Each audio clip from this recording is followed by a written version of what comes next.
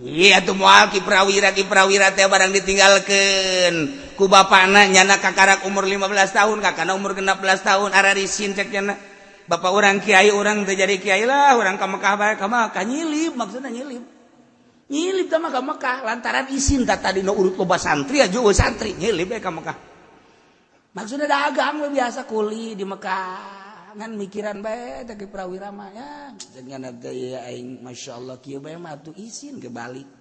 toap sering jasa toap bareng kacaritakeun satahun 2 tahun tah keur toap tengah peuting jam 3 aya nu kasep mere roti kakakana hiji kanyana hiji itu geus dah nu kakana teh tajang sia bae los sakana teh aing mah teu hayang di dahar Kiprawira duana tok Masya Allah ti hari teh muka kitab kabaca kabeh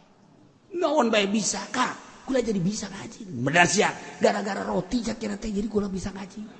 je roti aing hiji eta berarti ilmu aing ka sia cakira teh tah nu mah teh beusi aya roti geus sikat horeg teh malaikat mere ilmu melalui roti putuh ngaranna sing hade tah lamun penting-penting mulangkeun ngawirid naon bae aya roti geus sing hade